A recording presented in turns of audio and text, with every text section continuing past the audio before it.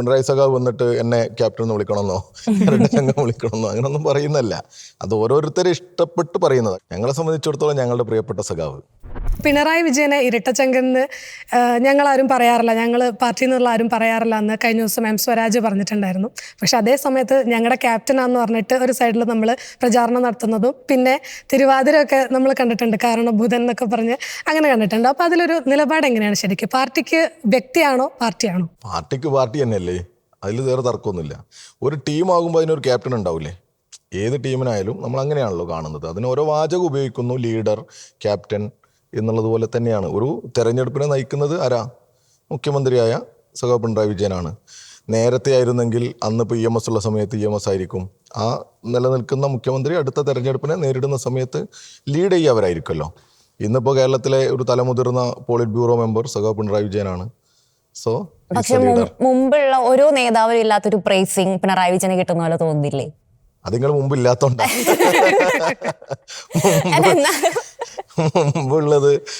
മുമ്പുള്ള കാലത്ത് ആ സമയത്തുള്ള നേതാക്കന്മാർക്ക് ഇതേപോലെ തന്നെ കിട്ടാറുണ്ട്. ഇപ്പോൾ EK നായനാർ നല്ല ക്രൗഡ് പുള്ളർ, എല്ലാവരും ഇതേപോലെ നായനാർ സഖാവ് വരുന്ന സമയത്ത് VS വരുമ്പോൾ, അതിനുശേഷം ഇപ്പോൾ പിണറായി സഖാവിനുള്ള മറ്റൊരു പ്രത്യേകത എന്താ വെച്ചാൽ 2 ടേം തുടർച്ചയായിട്ട് മുഖ്യമന്ത്രിയായിരുന്നു.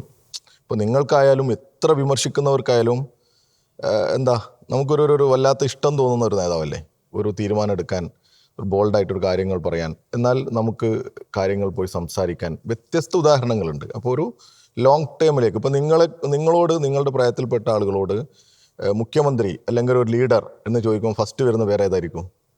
പിണറായി വിജയൻ. അതിൽ തർക്കമില്ല. ആദ്യം വരുന്ന ഉത്തരം പിണറായി വിജയനായിരിക്കും.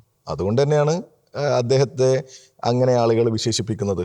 ഇതിപ്പോൾ പിണറായി സഖാവ് വന്നിട്ട് എന്നെ ക്യാപ്റ്റൻ എന്ന് വിളിക്കണമെന്നോ സംഘം വിളിക്കണമെന്നോ അങ്ങനൊന്നും പറയുന്നല്ല.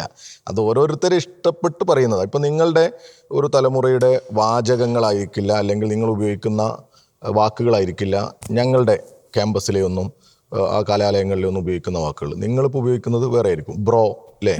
ബ്രോ കഴിഞ്ഞു മറ്റേ ഇതായി എന്താ വേറെ വാചകങ്ങളൊക്കെ ആയി. അപ്പോൾ അങ്ങനെ ഓരോ ഇതിലായിട്ട് വരുന്ന ഇതാണ്. ബോസെ എന്ന് വിളിക്കും. എന്താണ് ബോസെ? അതൊക്കെ തമ്മിൽ വിളിക്കുന്ന മുതിർന്ന ആളെയും വിളിക്കും ക്യാമ്പസിലൊക്കെ. അല്ലെങ്കിൽ ഇപ്പം നമ്മളൊക്കെ തന്നെ SFIൻ്റെ ഒക്കെ നേതാക്കന്മാരായിട്ട് ക്യാമ്പസിൽ പോകുന്ന സമയത്ത് നമ്മളായിട്ട് കുറച്ച് ഏജ് ഗ്യാപ്പൊക്കെ ഉണ്ടാവും. എന്നാലും നമ്മൾ ഒരു സഖാവായിട്ടൊക്കെ മുണ്ടൊക്കെ കൊടുത്ത് നല്ല ഉഷാറായിട്ട് നടക്കുമ്പോൾ എന്താണ് ബോസെ നിങ്ങൾ എത്ര നേരെ കാത്തിരിക്കുന്നതെന്ന് ചോദിച്ചിട്ടൊക്കെ ഇവർ ചോദിക്കും. അത് ഓരോരുത്തരുടെ വിളിയുടെയും താല്പര്യമാണ്. പക്ഷേ പിണറായി സഖാവ് കേരളത്തിൻ്റെ ഒരു നേതാവാണ്. അത് പാർട്ടിയുടെ മാത്രമല്ല. അതിപ്പോൾ നമ്മൾ പാർട്ടി എന്നുള്ളതുകൊണ്ട് പറയല്ല. എത്രയോ നമ്മുടെയൊക്കെ സുഹൃത്തുക്കൾ മുസ്ലിം ലീഗിലും അതുപോലെ തന്നെ കോൺഗ്രസിലും യൂത്ത് കോൺഗ്രസിലും ഒക്കെ പ്രവർത്തിക്കുന്നവർ, അവരുടെ ഉള്ളിൽ ഒരു ലീഡർ എന്നുള്ള കൺസെപ്റ്റിൽ അദ്ദേഹം ഉണ്ട്.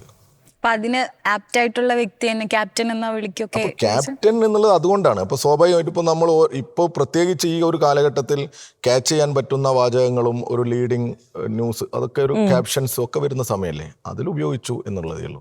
ഞങ്ങളെ സംബന്ധിച്ചിടത്തോളം ഞങ്ങളുടെ പ്രിയപ്പെട്ട സഖാവ്